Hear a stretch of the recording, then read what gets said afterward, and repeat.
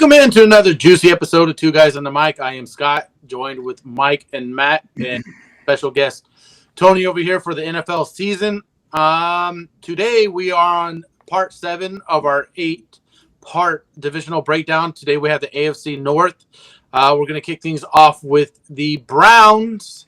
And guys, I got the Browns going 8-9, the only team I have in this division with a losing record. Not because I think that they are a losing team. They just do not have a very favorable schedule.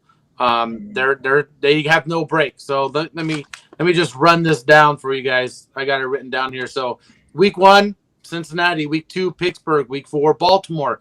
They get a bye in week 5. Week 6, San Francisco. And then week 10, Baltimore, Pittsburgh in 11, Denver 12, Jacksonville 14, Jets 17, Cincinnati 18. There's just really no breaks in their schedule. I do think they have the weakest roster in the division, but I do think they have a good roster. It's just with a schedule like that, it doesn't matter. You're going to lose. Their best scenario is they go 500 in those games. You know, and to me that just gives them an 8-9 record, taking 4th place. What do you guys think? You guys think Deshaun Watson's going to pick it up, go back to the old Deshaun Watson, move forward? Matt, I know you really wanted to talk about the Kareem Hunt departure. We can start with you on that, and we'll go ahead and go from there.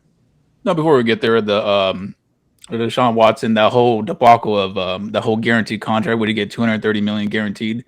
He got it was ridiculous. Something that shouldn't be given out to him. Or taking a year-long vacation. Taking a year-long vacation for being in the news for the wrong things, and got traded from Houston to Cleveland. And is he going to live up to the contract? I don't think so. I mean, he could come back to the previous Deshaun Watson, which was he was a top 6-7 quarterback in the league in his prime before he took the whole hiatus. I see this team. I got them at 7-10, same thing as last year. I see them repeating the 7-10 record. They did a lot of improvements on the defensive end with Zadarius Smith from Minnesota. They just had no first or second round because of the Deshaun Watson trade this year, so they really couldn't build that roster around him. They took Cedric Tillman in the 3rd, wide receiver out of Tennessee. I think this offense is going to be pretty decent. It's just the defense, what it can do to stay off the field. And keep that offense on the field. So I got them at 7-10 this year, going 7-10. Yeah, I think we're all pretty close, right? I was closer to Scott than Matt was. I actually had 9-8, but 9-8, 8-9. I mean, coin flip right there. Yeah, I got the same thing, Mike. I got 9-8. I feel like it all depends on Deshaun Watson's play. I think Nick Chubb, we all know he's going to do phenomenal. If you look at Nick Chubb's stats over the past 3 years, he's at a 25% increase in production every year. I think that's going to actually fall down a little bit. Not necessarily, he's not going to have a drop, like a massive drop. But I don't know if he can sustain another 25% production increase. And he's been in the league for quite a few years now. He's considered an older running back now. I don't know if he's not a Derrick Henry, but he's a good back. But I don't know if he can have another 25% increase when he had 1,500 yards last season. But it all depends on Watson. And I think what happened in the whole year prior to him getting suspended and being off, or that was like 11 games or whatever it was. But when he was not playing, I mean, you're lazy, dude. You saw videos of him. He was hanging out doing bullshit. He knew he wasn't working out. He wasn't taking his career seriously. But I don't know how, knowing that he has to start this season, he's going to play a full season. How is his conditioning throughout the whole season? I was reading articles and looking at videos, and he seems to be taking it pretty seriously going into the season. But who knows? Can he repeat what he used to be, a top 6-7 QB like Matt was saying? It all depends, because if he can do that, this is going to be a good team. If not, then I don't think they can compete. I think he's out of the top 6 or 7 for me. I actually don't even know if he's a top 10 quarterback right now. Yeah. Right now, no, especially after last year's play. Yeah, so he's gonna have to prove himself to jump back into that top 10. I feel like this was like kind of like a Russell Wilson situation. Moved to a new spot, a lot of pressure. new offense, new guys you got to make connections with. So hopefully he does. He's got Amari Cooper over there. Amari Cooper is a legitimate number one. Like what me and Matt were talking about earlier. Although he is going to be 31, he's got People Jones, who I think is a little bit underrated wide receiver, and then Njoku over there. Don't forget they got Elijah Moore too. Yeah, they got to pick up more. Yeah, Elijah Moore's a really good receiver. Everybody forgets about the whole thing that happened, though, debacle in New York with that situation, and he falling out of the head coach's favorite spot or whatever, and it went sour. And I think he has a lot of talent. Elijah Moore had a lot of talent. His rookie year did phenomenal. I think in this offense, if he could develop a connection with Deshaun Watson, to go along with Cooper. He's already struggling. He's getting hurt. He got hurt. Yeah, he got hurt. Yeah. And so I don't know. I don't want to call him injury prone yet, but I mean he has potential to be great, but he's already getting hurt before it even matters. So I like to say he's a great pickup, but we'll see what happens if he can't. And if you look at their depth chart, if they get any injuries, they are going to really be hurting. They don't have anybody to step in and fill a role anywhere. Especially at the running back spot, man. I think their backup is Jerome Ford. Oh, man. It's like Tony said, there's, 23% vacated carries for the running back position. Like, Chubb is going to eat this year. He's going to be phenomenal. Yeah. It's just that, like, he's going to be in there in the pass catching downs. He really didn't do that with Kareem Hunt being there. And now he's a free agent. Fournette's still available. There's still some veteran backs they can add, but if they don't, and Nick Chubb's the guy here, and this guy, he has the potential to dominate this year as far as being the rushing leader in the NFL. Yeah, I think that David Njoku is going to do pretty well this year again. I mean, he only got 600 yards. Yeah, I think he's a freak athlete, but he hasn't had a consistent quarterback to throw to him. He was hurt. I think the past 2 seasons for quite a few games to impact his career stats. So I think when you look at his stats, he puts up numbers for the little amount of games that he plays in. And so I think if he can stay healthy for this season and he has Watson who play at least just average QB caliber, I think Njoku will take this next step too. Well, it goes back to the defense. Last year, I believe they were one of the worst rush defenses right in the NFL. For as far as I can remember, they could not stop the run. I mean, this year they made a point to try to bolster that defensive line with Dalvin Tomlinson in free agency, a couple of draft picks. I think they drafted a couple of D linemen. They signed Anthony Walker, a linebacker. Like, they're trying to improve the defense, but I see that the defense of this team being the weakest link. Their offense, I think, can score points if they gel. Give them a couple weeks, of the season. But It's just what it comes down to is this defense, and I don't see this defense competing in this division. I only have them winning one divisional game this whole year, and it's against the Steelers in Cleveland.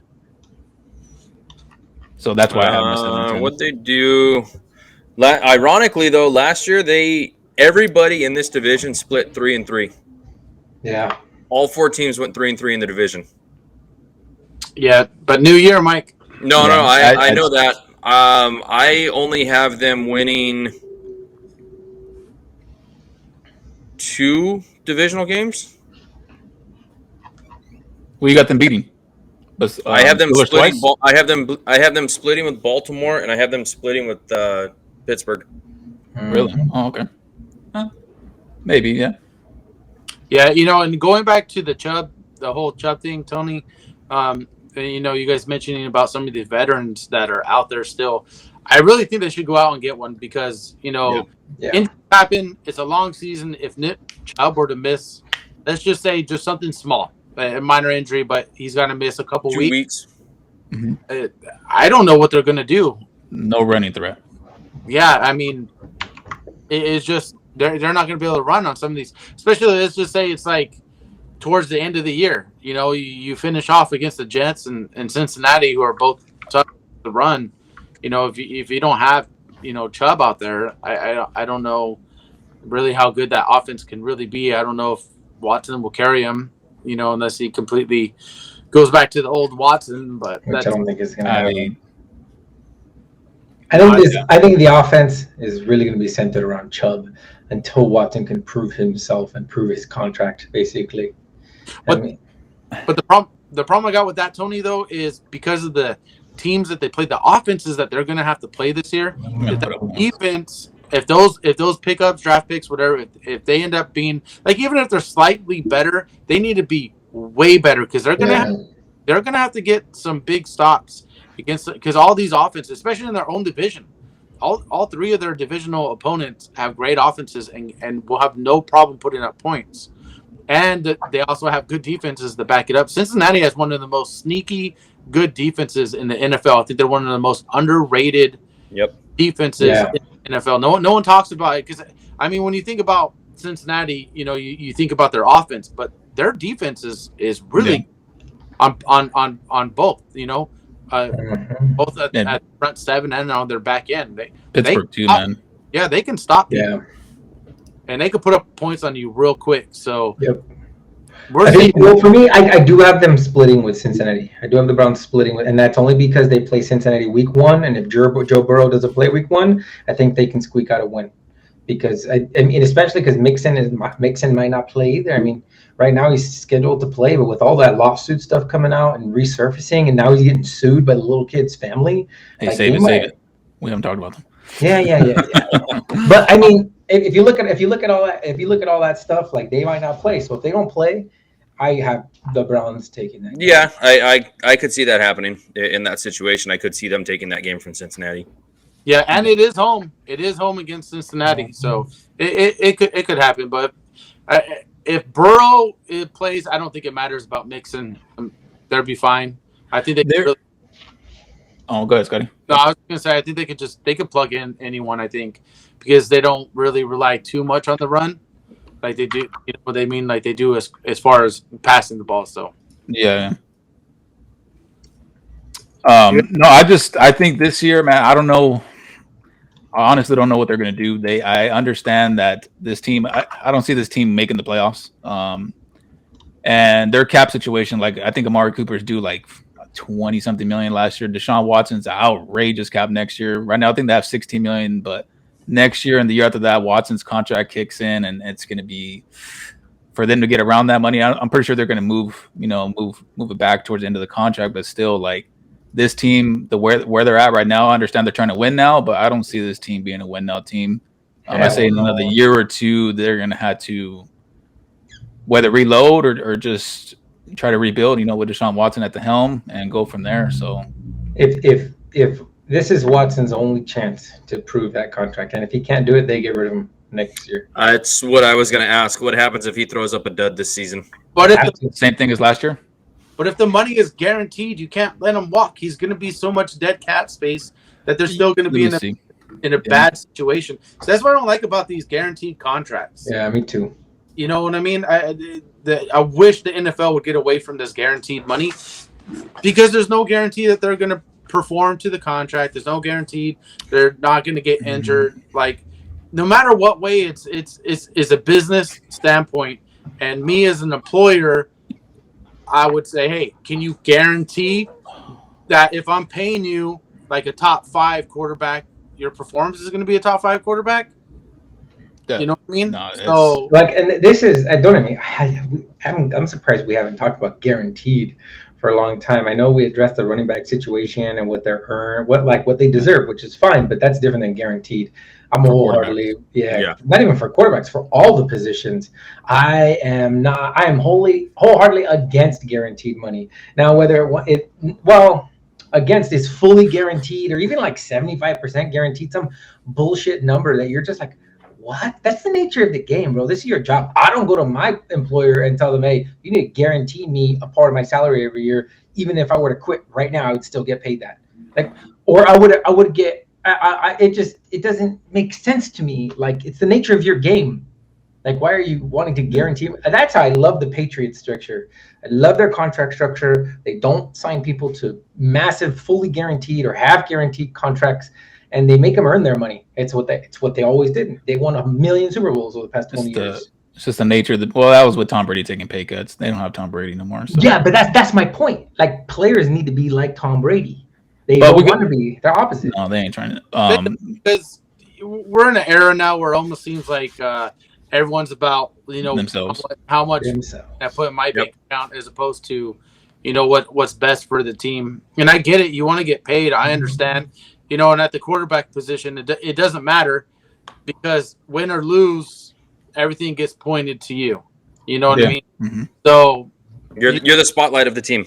Yeah, and everything. There is a lot of pressure for your performance, but at the same time, if you're not playing up to par and you're asking for a certain amount of money, I really wish teams would tell these guys go kick rocks or find something else. Yeah. But that's the whole point. Like that, I guess that's the stigma now, right? I mean, we say it all the time. When somebody gets a massive contract, it's like, okay, well, they're not going to perform well anymore because they don't have to. They get this massive contract, massive guaranteed money. I'm getting paid. What's it matter what I do? I'm getting paid. Why am I going to kill myself on this field for? There's no love for the game anymore. We could say the same thing for Watson and the other quarterback in this division with Lamar Jackson. But 100%. like I said, right this year his cap hit is only 19 million. Let's just throw it there, 19 million. Next year it balloons $63 million. Oh my gosh! It goes from 63. That's what I was telling you. I was reading a couple articles. It goes to 63. After that, 25. It goes to 64, then 65. What's the cap space next year? Their dead cap. They can't. I don't know. They're gonna have to move some numbers around. There's no way they're gonna pay that guy $60-something million. They're gonna dude, that's rework that contract or something. So his dead cap for next year, $200 million. The year after that, 136 million, and then 72 million in 26. They could get out in 27 of a dead cap of 18. That's what I was saying. It was such a bad contract. It's a bad contract. They have handicapped themselves, or not handicapped, but they have handcuffed themselves for the next 4 seasons. Mm-hmm. It's not. Wow, I'm Deshaun Watson. I'm sitting fucking pretty, bro. I'm not doing shit. That's what I'm saying. This team is going to be. They will not be able to afford Amari Cooper next year. It's going to be in a bad way. Yeah, no. Not with 60-something million. Well, he'll restructure. You know, money's going to get moved around, backloaded, and all that shit. But how are you going to backload it? It's already backloaded. Well, you can restructure and backload it towards like the year 27. His contract ends in 27. And what's the cap hit in 27? $8 million. But they can backload. But that helps you out next year. You're screwed the year after that. That's what I'm saying. So this team they're built for win now, but they're not going to win anything. No. So ever. Yeah, they're going to be in a flux for a while. Built to win for years. A lot of these ready to go. And they're pretty much married to Deshaun Watson without signing a prenup. They're stuck in marriage. So that's their problem. But now we know why they couldn't afford Jadeveon Clowney. He's a free agent. They lost him. Yeah. Okay. Yeah, but you know what? He's been kind of a bust for what he's supposed to be. So it will not end happily. No. But all right, guys. I think you talked about the Browns long enough. Let's move on. Move on to the Steelers here. I got the Steelers going 11-6. Ooh. I do think the Steelers have probably the easiest schedule of the 4 teams in the division. They've never had under a 500 record with Mike Tomlin as head coach, which is something that I think needs to be talked about a lot more because that's a really good feat. But one of the things that they have to their advantage in the schedule, so 2 of their road games, right, at Indy, at Baltimore, are both to be determined. So regardless of that, it's going to be an away game for both teams because it's going to be whether it's going to be in Europe or whether it's in Mexico or whatever. Yeah. So what are you guys laughing about? I didn't. Nothing. No, we're just nothing. Back to your comment, Scott, about that whole Mike Tomlin. And can you believe the man's never won Coach of the Year award? Yeah. He's never won Coach of the Year award, and it's a shame because great coach, man. I mean, the teams he's had to deal with, even with Big Ben there, we all saw Big Ben at the end of the twilight of his career. It's just he wasn't himself. He could not move. He could not throw the ball. He had no arm strength, and he was just hurting the team. And he still ended up 500 or better. Never had a losing record. And I think he's been there for 10 years, something like that. I don't know how many years he's been there, but it's phenomenal. Great coach. Amazing. I had them at 10-7. That's where I got them. Yeah, I got them at 10-7. They added. I mean, I know they had on the offensive end. Totally different than if he's over. No, I'm not totally different. I think they're low. I'm more with really? you, Scott. I think I'm more with you, Scott. We're low on the wins. Oh, okay. Yeah. I have them at 12-5. I actually have them taking the division. I think. Bookmark this shit because I have them. So I have them 12-5. I think that Kenny Pickett is going to have a above average season. I won't say he's not going to have a elite season, but he's going to learn that he's going to be better than he was last year. He didn't have opportunity, right? They didn't have a chance. They were like in and out of quarterbacks, and Pickett didn't really do that well. I mean, he has to learn. He still has a lot to learn, and I think he's going to learn. And I think he's going to do average at best, or if not better, this season. He won't be elite, but Pickett's going to do great. That's my personal opinion. And I believe there's two key weapons that are going to explode this year. And I think that George Pickens is going to dominate that field. And it's because of one stat alone that made me feel like he's going to dominate, and that's because Pickens will go off.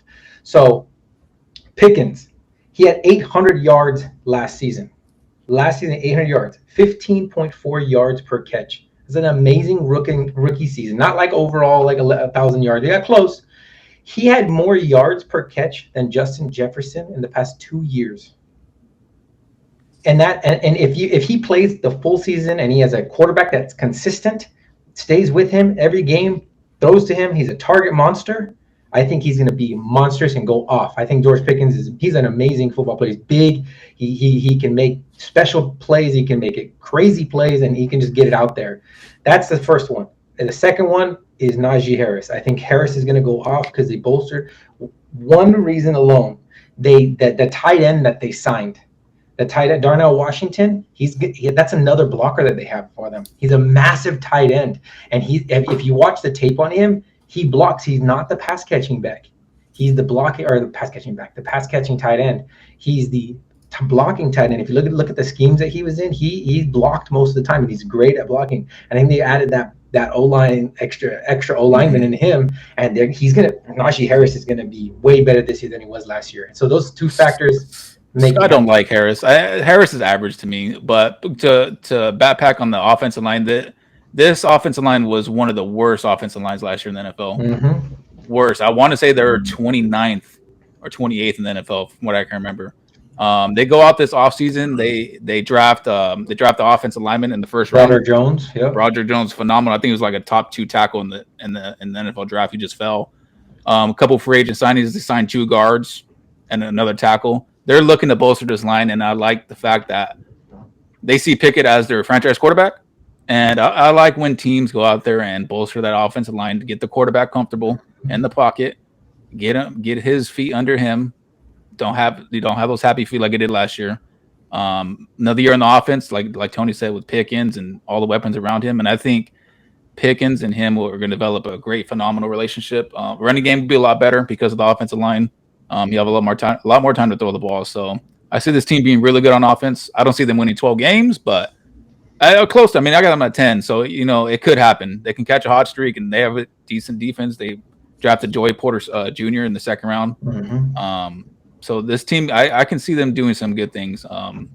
And before I kick it to Scott or Mike, Pickens had a contested catch rate last year of 74%, highest in the NFL. Yeah, and the word out of camp is he's just been an he's been just monster. Dominating. And when I hear that, that's just 12-5. I think they're going to win the division. Yeah. So. Well, it's going to fall too if on Deontay Johnson, has one of the worst drop rates in the NFL. Oh. Yeah. He had, oh my God, how many targets? He didn't catch a single out of all his. I can't remember the exact number, but do you know he didn't catch any red zone targets last year? Yeah, 0 touchdowns. Yeah, I don't even consider Johnson their number 1 wide receiver. Pickens is gonna be number 1 by game 1. Oh yeah, well whether it's game 1 or not, he's gonna overtake him for the number 1 receiver for sure. But I can say I can see what you're talking about, Tony, with Najee Harris taking a step up. With upgrading the offensive line, drafting a blocking tight end. He was exactly what Matt said, middle of the road running back. He was ranked 15 in total yards. He barely cracked 1,000. He was at 1,034. His yards per carry were only 3.8. It was putrid. It was horrible, man. It was horrible.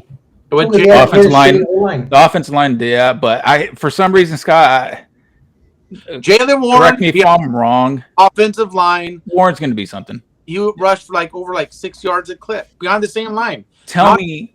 If you watch Najee Harris, he doesn't have good vision. It's not the offensive line play. Yeah. Watch his vision. He doesn't have good vision. He doesn't have good patience. He just pretty much takes the hand off and runs to his offensive lineman, falls over, gets a couple yards. I watched a couple of Steelers games last year. Warren had a 4.9. Yeah, it was 5. It was pretty elite, man. That was Scott saying Najee Harris is just like Trent Richardson. I was just gonna say that he reminds me of Trent on some carries. That I see the hole. I mean, of course, we're not football players. We're not athletes on the NFL field. Oh, well, I'm an athlete, but but we're not. We're NFL running backs. You can see the hole on TV. I'm sure the guy can see the damn hole in front of him, to his left, to the right, a couple of yards. I don't know if it closes too fast on him. It's just I don't see his vision being elite. He has the tools to be. You got to learn to cut and hit the next hole over. The eyes is what worries me. I think Jaylen Warren could be something. I think Harris is going to be a lot better, yeah, for sure. But I don't see him being in the upper echelon of running backs. He's going to get plenty of touches to prove it because he's a pass catching back. But as far as the rushing attempts, he's going to get the goal line carries over Warren. But in between the 20s, I see Warren getting worked in here a little bit. Yeah. A few notes I wanted to talk about their schedule. So I had them at 11-6. I did almost put them at 12-5, Tony, with you. Hold on. You guys talk. What did you say you had him at? Scott has them at 11-6. He almost had them at 12-5. I have them starting off hot, losing to San Francisco, but then winning 4 straight going into the bye week. Yep. Mike, I had the same exact thing. Yeah, but what's going to kill them is their last 3 games of the season. Cincinnati, at Seattle, at Baltimore. I have them losing all 3 of those. I got them winning Seattle. I have them beating Baltimore. I have them losing to Seattle because it's in Seattle. Seattle is still going to be fighting either for the division or trying to lock up a better wild card spot. And these 2 teams match up good. They're similar to one another. Seattle and Pittsburgh. Now I have them winning. For comparison, I have them winning the 3 games before that: Arizona, New England, and Indianapolis. Well, here's one other thing too, you guys. So with outside their division, they have games against San Francisco, Jacksonville, Green Bay, New England, right? For you could still throw in New England as like a tough game because they do have a good defense. All 4 of those are at home. Their only outside division game that's tough is at Seattle. Everything else is at home. But after their bye week is in week 6. After their bye week, they play 3 or 4 divisional games on the road. That's tough. That's not what you want on the back end of your schedule. You would want that flip-flop. So they play Cleveland at home week 2, Baltimore week 5. They play at home. They need to win both those games. Those are absolute must-win. I have them winning both of them. Yeah, they can't even go 1-on-1 on that just based off of some of the teams they have in the second half that they have to play. So they could, based off their schedule, they could reach the 12-5, but I'm pretty sure I think they're going to be around the 11-6 mark. I just don't have them quite as good as Baltimore and Cincinnati. Just a hair under, but that's where I have them. We're around there, 10 to 12 wins. Not bad. That's a good season. Great season. It's going to be interesting. This division could have 3 people going into the playoffs. Yep. There's a couple of divisions that can have 3 people. If this division goes their whole way, all these teams I think have a winning record in this division, man. Yeah, I really think.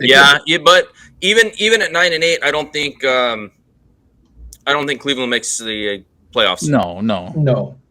He's just saying winning record. Yeah, it's possible. Yeah, winning record. Yeah. Yeah. The problem is that the AFC is just stacked. It's crazy. It's crazy outside of the AFC South. I think all these teams could end up having 3 teams with winning records. It's a cutthroat AFC. Yeah, it is. It's gonna be interesting. It's just I don't know. It might come down to in these divisions. Healthy. Health. That's what's really gonna exactly. But you guys got anything else you guys want to add? No. Pickens. I picked him in Dynasty, so he needs to. Yeah. So, anyways, we'll move on to Baltimore. Baltimore. I got Baltimore 12-5. Got Baltimore 12-5. This is going to be Lamar Jackson's opportunity to prove that he is more than just a runner. I'm expecting J.K. Dobbins to be healthy. They drafted Zay Flowers. They signed Odell. Now Odell Beckham is not, what he used to be, but he's still Odell. I didn't say it. You know what I mean? Yeah, he's got Mark Andrews, who's a top 3 tight end. They got weapons everywhere on this offense. Odell's also coming off of ACL. Top 2 tight end, sir. Huh? Top 2 tight end, sir. I give him top 3. I think you can argue him, Kittle, and Travis Kelce, based off of what they all bring to the table, are top 3. Dude, Kelsey's another one tight end in the NFL. I don't give a shit. Yeah, that's what I'm saying. Yeah. Kittle's stats may not necessarily be up there, but we're talking NFL that he does on the field too. I always think fantasy. You can okay. I'll give you that. Your overall. Yeah. Your overall. What they are to the team. Yeah. Matt, you don't want to throw Darren Waller in there? No. I can the fuck, dude. Darren Waller. Oh my god. Anyways, all right, good. But yeah, now that Lamar Jackson threw that big fit, guys, do you think he's going to go out there and earn that contract? Because this is one thing I have against Lamar Jackson. Sean Watson 2.0. He is a great regular season quarterback, but come playoff time, his flaws come out to play because he is just not – he can't pass good enough to get Baltimore over the hump. And that's the problem I have with him. He's not – I've seen him miss some throws where I'm like, dude, like as an NFL quarterback, you got to be able to make those throws on a consistent basis. And he has some of those issues. So, and also they finished the season at Jacksonville, at San Francisco, home against Miami, home against Pittsburgh. 4 playoff teams is how you're finishing off the season. Yep.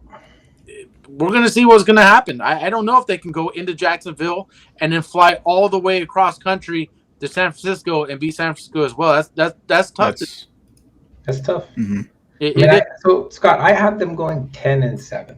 Not exactly what I have, Matt. I have them going 10-7. Still well, but not. They're above 500. Just not anything that's going to blow anybody away. And it's because of why is his name sleeping in my mind? You just said it. The quarterback. I don't know why I don't remember. Lamar Jackson? Jackson. I don't know why it wasn't sleeping in my mind.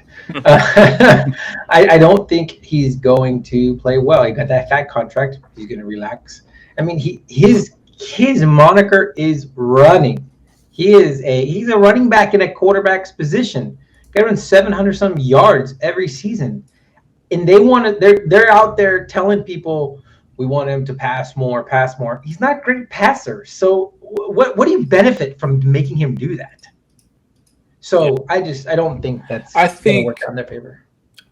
I don't know if it's going to work. I got them at 11-6. So we're all around the same wheelhouse. Got them going at 11-6. You said 10-7, right? 10-7. I have them 10-7.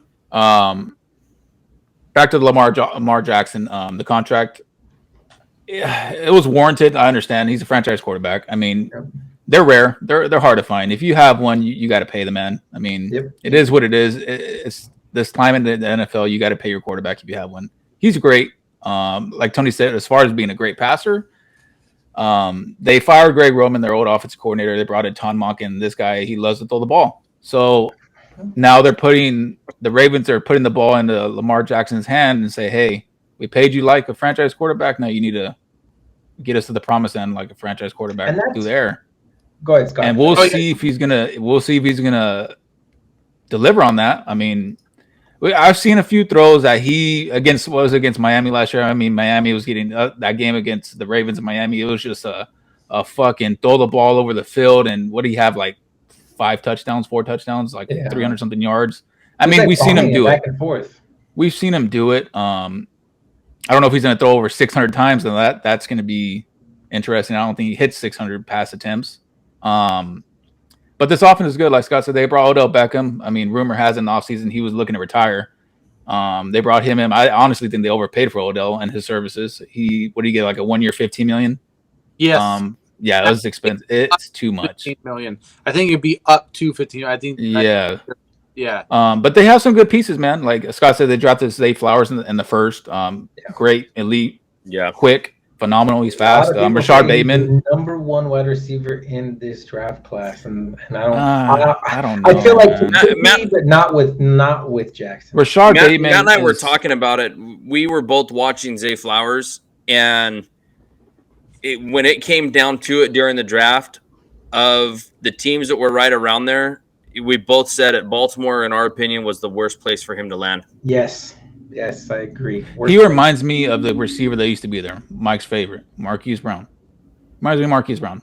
He's a lot faster and a little shiftier, but it just reminds me of a faster Marquise Brown. Mm-hmm. Same body type, same archetype. It's just, I think when healthy, Odell's towards the end of the career. Rashard Bateman coming off the foot injury, the foot surgery this offseason, I think he had 2 games last year. He had really great games before he got hurt. He was nicked up the rest of the year. I think if he comes back healthy on the outside to go with Zay Flowers in the slot, Odell on the outside, they can have some threats with, Mark Andrews across the middle. Good run game. They love to run the ball. So I see this team doing big things. Great defense. They always put out a great defense in Baltimore. Well, and one thing I think they're smart too is they have some veterans that can come in and plug and play a week or two if somebody misses. Yeah. I mean, they have Nelson Aguilar, not a huge name. They can plug and play him for a game or two if they had to. Yeah. If somebody gets hurt. Yeah. Same thing. They got Melvin Gordon. If Dobbins gets nicked up, so they have some vets. I think that they can punch in there. Yeah, they can punch in there if need be. Can they carry them for the season? No, but we all know guys miss games here and there, and they got a couple people they can put in there. Yeah. Compare them to, say, who the Browns have behind their starters. I don't think they wouldn't be able to do that. Go ahead, Scott, because I know that when we try to talk, when you try to talk, it cuts off. Let's say that this team on offense is the most talented offense that he's had his whole career. You got these 2 tight ends, Isaiah Likely. He was a good rookie last year. Like, he has talent all over the field. Now it's his turn. It's his time to prove it. Like, this is the most stacked he's ever been, the most weapons that's been around Lamar Jackson, and I think he can do it. To be honest with you, I'm putting it on him. I think he can do it. So he's always gonna be that mobile quarterback. He's gonna get you those 500 to 700 yards rushing, whatever it is. But I can see him throwing 43 to 4,600 yards with like 25 touchdowns, north of 25 touchdowns. So I can see it. I'm not saying he's going to go for 35 touchdowns and 5,600 yards. He ain't doing that. Like 2,200 passing yards last season. Even then, if you look at the year before, it wasn't even. But he only played. That was with Greg Roman though. Greg Roman, we all know, like, run the fucking ball, run the fucking ball. And Lamar Jackson was hurt last year. Yeah, 2,200 still. Yeah, I see him throwing for 4,000 at least. I don't. If they let this offense open up. It's a put up or shut up year. He's got everything he needs, and they actually had one of the top defenses last year in their division. They allowed the least amount of points in their division, or of all the teams in their division. Okay, well let Scott come in and defend his man. No, I'm not. I wanted to go back to the Greg Roman thing. So Greg Roman was offensive coordinator during the Harbaugh era, and of course you had Kaepernick. He pretty much is like a Lamar Jackson replica, and the problem with their offense is like what Matt said. They would run it. They could be down. They could be in the third quarter down by 20. He's still trying to run the ball.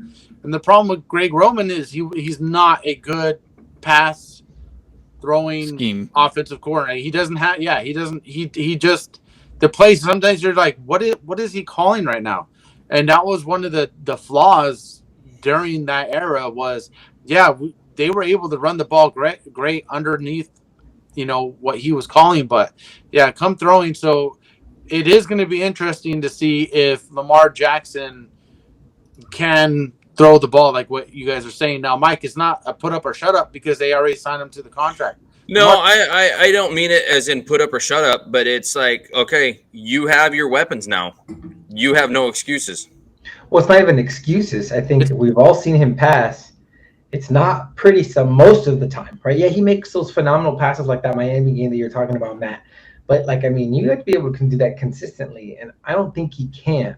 And so when you, it's not fair to Lamar Jackson either. You sign him to this massive contract, then you're going to force him into positions he doesn't like to be in. He doesn't like to be a throw passer. He likes to be a runner, a mobile quarterback. I mean, if you try to take away those opportunities for him to have that option to run, and you want him to pass the ball more, it increases his opportunities to mess it up. And if he starts messing up more, because we all know he messes up more than not when it comes to the pass. And if he messes up more, I mean, it's more of a, like, I told you so, like A plus B equals C, you know? I don't know. I just feel like he's not in a good situation. And if it doesn't work out for him and they paid him all this money, it's not fair to him when people say, oh, well, he's not panning out. Well, you're changing his complete outlook as a quarterback. Like, he wants to do one thing and you're forcing him into another. His MVP year, he had 3,167 yards, 36 touchdowns, 6 picks with 1,200 rushing yards. I think if he can do that in a Greg Roman offense, I think with Todd Monken, I can see him throwing easily 4,000 yards. Yeah, but how many rushing yards did he have in that season? 1,200. 1,200. He had 3,100 passing yards. In order to be considered a good passer, you're above 4,000. I don't know if he can do that. He's not going to rush for 1,200 yards. He's not. No, I know he's not going to run for. I'm not talking about running. I'm talking about passing. If he could hit 31 Roman, he could hit 4,000 with Monken. I think he can hit, but that's not my point. I don't think you're. But what's he going to be running? How many yards do you put him out rushing? If he hits 4,000 pass yards, or if he's trying to achieve 4,000 pass yards, that's going to cut into his rushing yards a lot. It's going to cut into his rush yards. But how does he achieve 4,000 pass yards if the 50-50 chance whether it's going to be a good pass or not a good pass? Because Tony, maybe he's developing this offense. No, I'm on Tony's side with this, because with the extra game now, 4,000 yards is not that great. That's what? No, it's not. It's 220 yards a game. But for him, from what we know as Lamar Jackson, not to be a pocket passer or to be a passer of the football, if he can get, I don't know. I'm saying I think it's not fair for him. I don't think it's fair to Lamar Jackson, because if he doesn't put up the stats that somebody in his position should be putting up in a Monken scheme, and he doesn't do well, you set him up for failure, because that's not who he is. You need to play. If you're going to pay somebody that much money, you need to play into who they are. It's just that's my. Then why go sign all these talented players, and if you're going to run the ball? Because that's what Monken wants. That's what I'm saying. I don't know. You're asking me why go do all this. I don't know. I'm saying it's wrong. I'm saying it's wrong. That's my opinion. I don't know. I don't know what they're doing. They're putting a lot of trust into him. Yeah. So. Well, he wanted the money. He wanted all the smoke. Now Lamar Jackson's got it. It's kind of like the Dak Prescott situation where he's like, well, I'm worth this much. And it's like, I don't know, dude. Outside of Cowboy fans, everyone else sees what Dak Prescott is. I mean, don't mean to talk shit on the Cowboys or, Dak Prescott. But when you sit there and you say, well, I'm worth this much, but your play isn't worth that much, now we need you to put that play. There's going to be a lot of pressure for not only for Lamar Jackson to succeed, but for the Ravens to move past. Forward. They're just constantly getting knocked out in the divisional round, just constantly. And it's not because Baltimore's bad. If you go back and look at Lamar Jackson's stats, he's throwing for like $180. Yeah, that's what I'm saying, Scott. Like, you play into your quarterback's strengths, and if you cut out his strength because there's something that your offensive coordinator thinks that he wants to do, there's only one of two things that can happen, and it's pretty heavily favored towards failure. That's my opinion. I like it though. You take the running. He's going to always be a mobile quarterback. He's going to get 500 yards minimum, 500 yards minimum baseline. But like we all said, mobile quarterbacks, what happens to them eventually? They get caught. And he can scheme up something to get Lamar Jackson going as far as a pocket passer. I'm not saying he's going to be a pocket passer, but to get that completion percentage and those yards up to save him from rolling out and getting hit, I can see what they're trying to do to prolong his career. That's the challenge that Monken has. That's the challenge that he has. He is trying to develop a scheme that's going to allow Jackson to protect his quarterback, to be protected, but to be also still be who he is. Mm-hmm. That's their challenge. It might be in between what Tony says and what I say. Might be in between. Who knows? Yeah. Well, you put him over or under 1,000 yards this year rushing. Rushing under 1,000. Way under. I put him under 500. I say hits put him under 500. 500. I say hits 500-600 maybe. Last 2 years, 12 games each. He had 760 yards each of the last 2 years in 12 games. Yeah, I got him. 2020, 15 games, he had 1,000 yards. The MVP year in 2019, 15 games, he had 1,206. His lowest was his rookie season when he had 16 games and he had 695 yards. I was going to say, I'll give him about 625. To say under 500, that's huge. Well, okay, let's go now. Do you have his passing yards a year? Yeah. Well, also, hold on. Before he reads the passing yards, a lot of those seasons, all the running backs were hurt. So they had to rely on Jackson. Now that if Dobbins stays healthy, you don't need to do that. So, you don't need to do that. So it goes into what are they trying to do with this offense? If they're trying to protect him and take away his strengths because they want to open up the pass game and get that run game with the running backs who are supposed to be running the ball, not the quarterback, then that eats into his yards. So that's my point. Yeah, Mike, read off his passing yards a year. Starting with his rookie year. 1,201 in 16 games. 3,127 in 15 games. 2,757 in 15 games. 2,882 in 12 games. And 2,242 in 12 games. Now, do you guys also notice a recurring thing going on right there? That he doesn't play a full season. Doesn't play full seasons. Why, he had one? One. His rookie year, he played 16 games. And another thing, how many quarterback? And how many yards did he throw in a full? I mean, it's his rookie year, but 1,201. I don't know. And 695 rushing yards. So, and 1 year, the 3,000 yards, that was in 12 or 14 games? 15. 15. So at no point has he ever been on pace to even go over 3,500 yards. Yep. So that's my point. He's not a passing quarterback. He's not a quarterback that needs to be in the pocket. He's a quarterback that needs to be played to his strengths, which is running the ball. Yeah, but here's the problem, Tony. That's going to catch you. Mike Vick. Yep. He's going to catch you, and that's fine. But that's what he does. That's what he does. You can laugh at it, but when you take when you take away a player's strengths and then he starts to suck and his stat line goes down and everyone's like, oh, he fucking sucks. It's not his fault the team took away his strengths. Tony, if he gets you 500-600 yards rushing, you take that. Yeah, that's why I'm saying it's 500 or under. I don't think he goes above that because I think the team's going to take away his strength. That's my opinion. Yeah. 500 rush yards, 4,000 pass yards. I don't think he can reach 4,000. I still think he hits 700 rushing yards.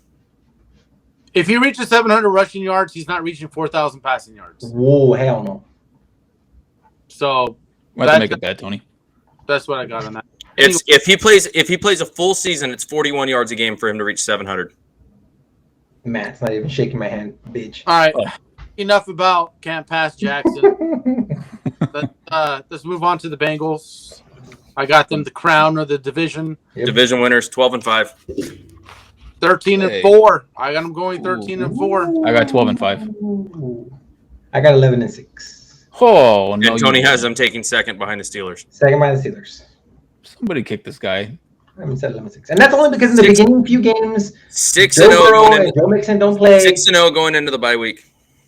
6-0. I have them losing their first 2 games. I have Burrow coming back after 2 weeks. Let's talk about that situation. When it happened, shockwaves went across the phone. You know, with Joe Burrow went down with the calf injury. I thought he tore his Achilles, or he tore his calf muscle. When he went down, everybody's like, Zach Taylor said, it's not a big deal, not a big deal. And then a day or two, it comes out being a grade 2 tear, or whatever it was. And he's questionable for week 1. So what do you guys think? Is he more hurt than we're being led onto, or is he on par, you think, to start week 1? Because it says right now week 1 could be in question. I think if there's any type of question, I don't think you play him week 1. I think you have to sit him. The reason being is this is a long season. even if they lose that first game, there's regardless. Okay, even if they go 12-5, they're still going to make the playoffs. After their bye, they have a brutal schedule. Yeah, they do. And so if you're going to save Burrow, you save him those first few games if you can. Yep. Yeah, and you know what? To be honest, they got the wide receivers to win games with a backup quarterback, and they also have the defense to help. Their backup is Simeon. They are set up to be okay if Burrow misses a couple games. Now I'm not saying they have weapons. Yeah, if he misses like a month to 6 weeks, like this ends up like what Matt's saying. Like they say he goes out and practices and re-aggravates or whatever, and they're like, okay, we got to shut him down. He may not be back till after the bye week. I think Cincinnati's season is then in jeopardy because, like what Tony says, it gets brutal after the week 7 bye. Okay, so they will need Burrow back, I think, no later than week 3. If he misses into week 3, week 4, and they lose those couple first games. If he misses week 3, they're all right. They're playing the Rams. That's why I say after their bye, Scott, because I think that after the first 2 games. You got the 2 division games to start the season. You got Cleveland and Baltimore. Which is important. I understand. I understand those are important. Different. But look who they have after that. They have the Rams, they have the Titans, they have Arizona. Yeah, which they can all win without Burrow. So they can win those. Now, week 6 without Burrow is a different question. They're playing Seattle.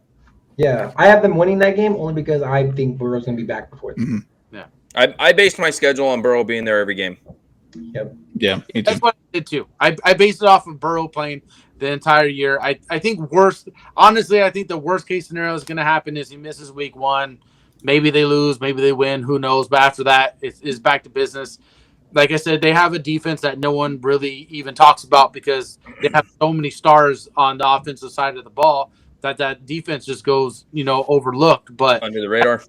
And shut people the fuck down. So, like, even if Burrow misses and the offense has a little bit of a hiccup, that defense will step up and they will keep them in games and can even win them some of those games. Oh, yeah.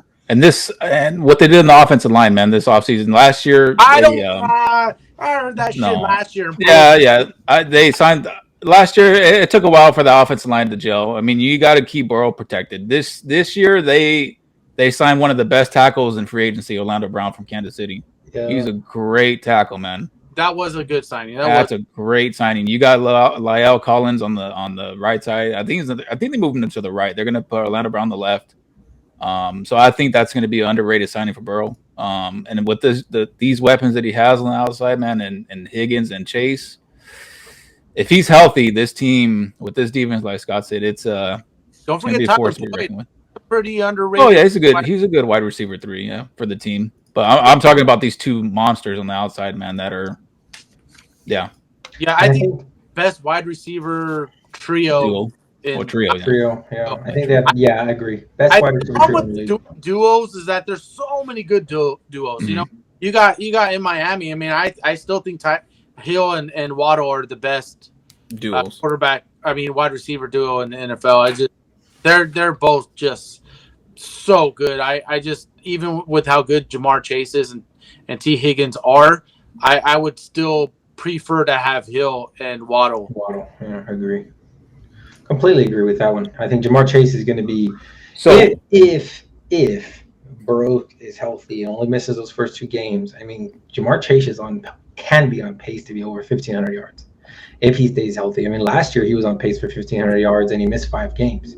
He had 134 targets and with missing 5 games. So obviously Chase is. If Burrow misses, Higgins is going to take the hit. Chase is going to get his. Yeah, I agree. That's the way I see it. One offensive signing I think that kind of flew under the radar is Irv Smith. Yeah, but I've been waiting for a big swerve, man. He has not. Really, really talented, but his problem has not been able to stay healthy. Man. I was high on him last year in Minnesota. Mm-hmm. You knew Minnesota gave up on him the second they signed Hawkinson. Yeah, the second trade for Hawkinson, you knew Smith was not going to be returning to Minnesota. So. But you know what? If you think about it, in Joe Burrow's time with Cincinnati, he's never had a tight end. No, it's not that he's never had a tight end. He just hasn't needed to utilize the tight end position because of the wide receivers that he's been handed on a platter. I mean, he's just been handed these guys. So the tight end position hasn't really been like, it's just not a sore mark on the team because they don't need an explosive tight end. But if Irv Smith can stay healthy, Mike, I'm totally on board with what you're saying. Like, could be a very under the radar move that could help them maybe get to the Super Bowl, if it stays healthy and they utilize them. I really thought Cincinnati was going to the Super Bowl last year. I had a San Francisco Cincinnati Super Bowl pick last year. It almost happened, but it should have been, yeah. That's a Super Bowl I think everybody wanted to see. So Chiefs. I really think here's my thing. I know we haven't talked about the AFC West, but I think if the Bengals and Kansas City played, I would take the Bengals. Well, I mean, the Bengals have actually beaten. They've been really good against Kansas City. Joe Burrow's been very good against Mahomes, and I think just they're the only ones I think really that can give Kansas City a run for their money. Burrow is Mahomes' kryptonite. Yeah, the Bills still can, but the Bills can, but they haven't gotten over that hump like the Bengals have with them. Yeah. I think if you look at it in terms of like statistics, like when it comes to the Bills, there's a 75% chance that the Kansas City is going to win that game every time. When it comes to the Bengals, it's 50-50. Back and forth. That's a battle. It's a great games to watch. And as good as Josh Allen, he still makes these mistakes where you're like, you should be past those type of throws and those type of mistakes. And they have haunted Buffalo. I really believe that Buffalo not moving on has. I totally put the blame on Josh Allen's shoulders, to be honest. If you're going to beat teams like the Bengals, Ravens, I'm even going to throw Jacksonville in the mix now, and Kansas City. The first thing that comes to mind is the best quarterbacks in the league. The guys, all these guys take care of the ball really well. Even though we're talking about Lamar Jackson, not being the greatest passer, he doesn't throw a ton of interceptions. I mean, he doesn't have as many attempts as these guys, but and if the Bengals do have their offensive line figured out, and you give Joe Burrow, his whole career has been used to having to be quick. If you give him now time in the pocket, that offense can really take. He's been Andrew Luck the first 2-3 years of his career. Luck, even though Tony hated Andrew Luck, I really Tony, you're Bengals. If you look at the draft, the Bengals didn't focus on offense right away. Their first 3 picks were defense. They don't need anything. Which it should be. Exactly. And they're like Scott said, their defense is sneaky good. Yeah, they're stacking that defense up to stop one team only in the AFC. Yes, and they now possibly can. Yeah. So let's get to the offseason talk with the running back in this backfield. Behind him you have Chris Evans, Chase Brown, Travion Williams. There's no back. There's nobody behind him. They should have let Samaje Perine go. They shouldn't, but I mean, they still got veterans out there. You still got Fournette. I agree with Tony, but what happens if teams start signing these veterans? And they have. Well, two vets went off the board this week. They have. Just in the last couple of days. So if I am the Bengals, I'm probably in talks right now with some of these running backs. And maybe bringing them in for maybe a 1-year deal. I would have had Zeke all day.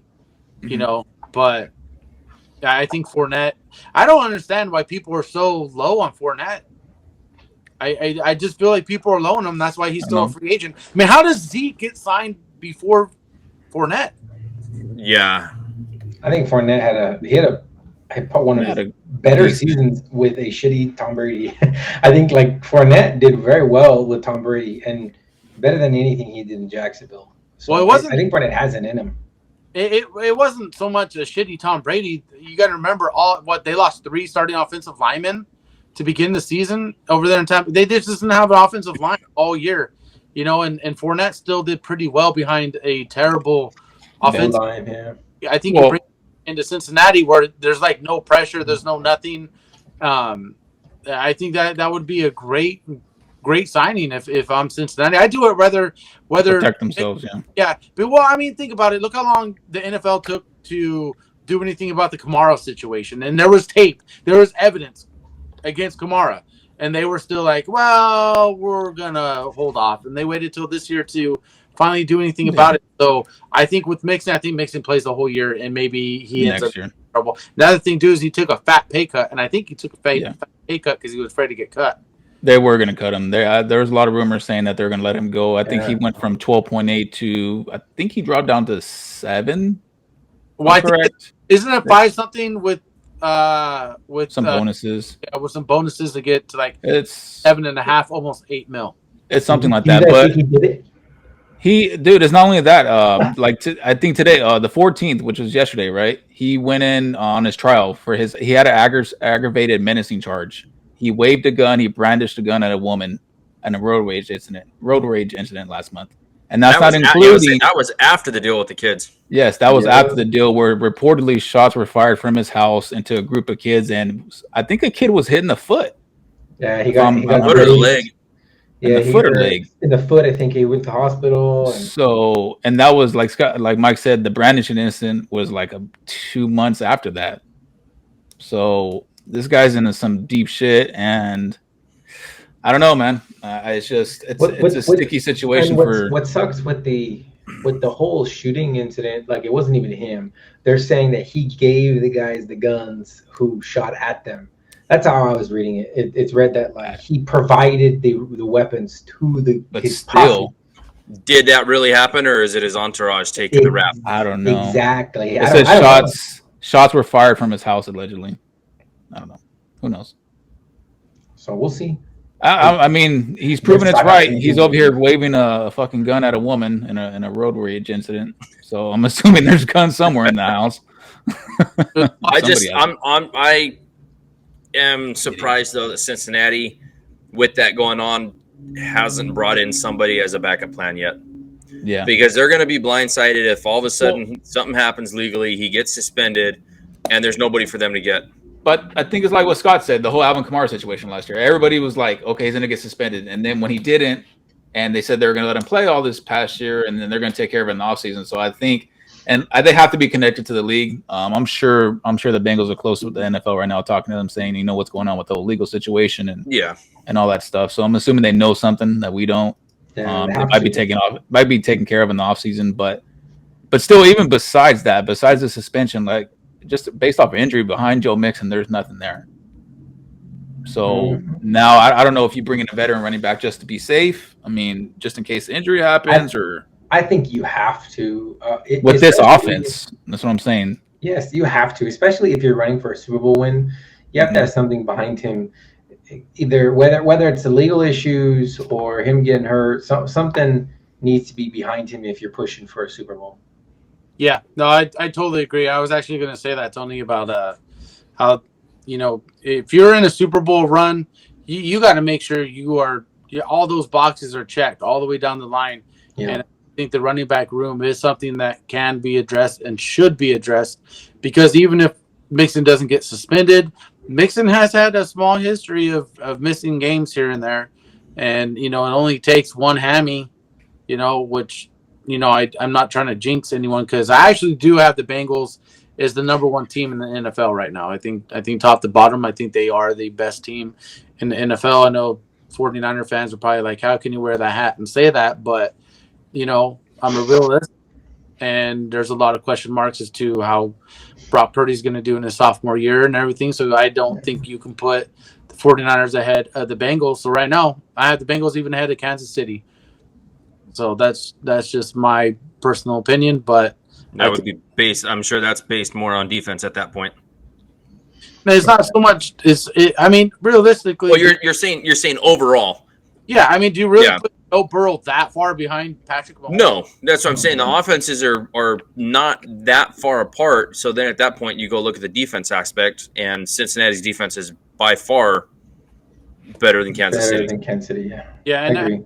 If you look at the divisions, you know, the AFC North is a much rougher. I mean, these teams. I mean, when you think about Steelers, Ravens, you think of like teams that go out there and hit. You know what I mean? That's just hard-hitting teams. Even the Browns, for being so shitty for so many years like they were, they're hard-hitting. Hard-hitting defenses. Yeah, and I mean, Kansas City, I mean, the Chargers, as much hype as the Chargers get every year, they're always a disappointment at some point during the season. They always got a huge injury or two. They get to play the Raiders twice. They get free wins every time. Yeah, They still can't go all the way. I think when it comes down to based off of schedule and who they play, I just think the Bengals will be much more battle tested come playoff time. That's all I'm saying.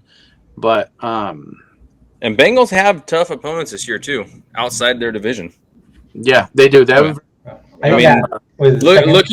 at outside their division, you got Kansas City, you got Minnesota, you got Jacksonville, you got Buffalo, Seattle, and San Francisco. Is that Kansas City game on Christmas? No, Christmas Eve or New Year's Eve. New Year's Eve. Okay. Oh yeah. Well, they have tough games outside their division. Yeah, it's going to be a good season for them to test them, and if they can come out on top, I can see them taking a Super Bowl. If you think about it, they have a playoff game. I still have the Steelers taking the division. That's. I think they're going to be a great team to watch too. If you think about it and you look at Baltimore's schedule, they got a playoff opponent pretty much every other week. Yep. Yeah. So, anything else you guys want to add? Yeah, I'm just reading this right now. Who was high on the Browns? Who had the Browns winning 10, 11 games? Somebody else or no? Nobody. I had them at 9. I had them 9-8. Okay, Mike had him as a winning record. I just read this is from the Athletics' Zach Jackson. He's been at camp every day since training camp opened. He says, as Jackson notes in his article, anything that involves Deshaun Watson remaining in the pocket has been an adventure, and now since early in camp have we seen a string of consecutive completions in any 11-on-11 period. Oof. He goes on to highlight the overall lack of consistency of pass attempts over 10 yards. Yeah, that's not good. It's not good. So we'll see.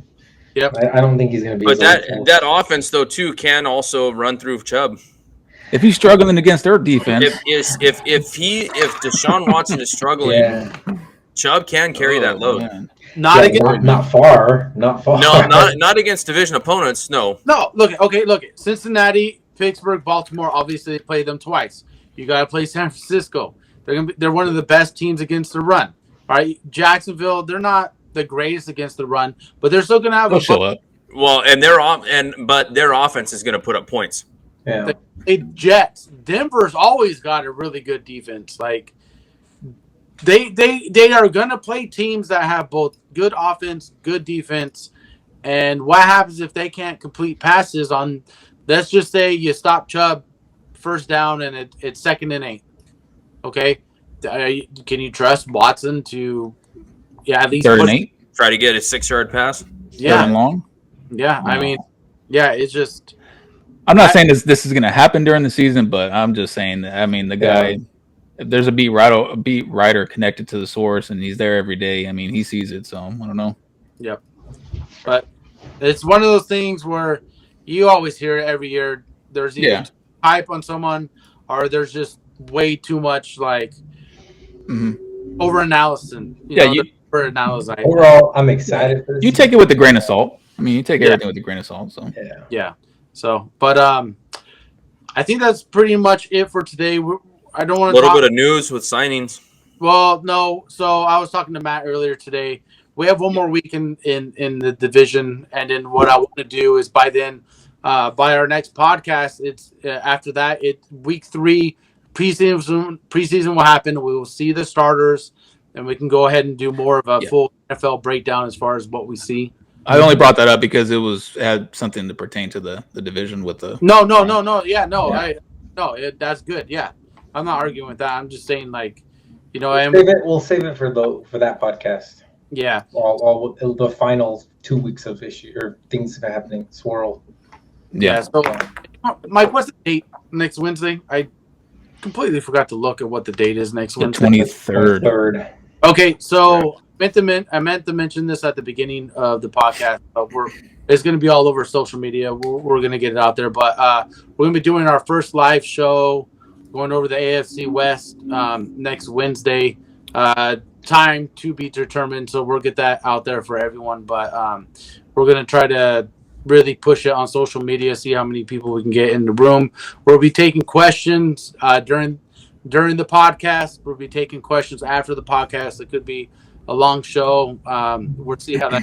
But we do hope we see everyone there. So with that said, I'd like to thank everyone for joining the podcast. And we will see everyone next week live. And it should be a good one because we're going to get on the Raiders. I look forward to talking about how the Raiders are going to take the division, baby. Preseason champs. Tony already. All right, gentlemen.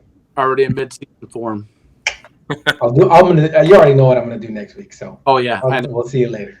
That's why Scott's going to host it so he can mute you. No. We talk about the Raiders. I'm leaving the podcast as soon as we bring up the Raiders, and it's time to talk about it. Yeah. All right, guys. Okay. All right. We'll see you later.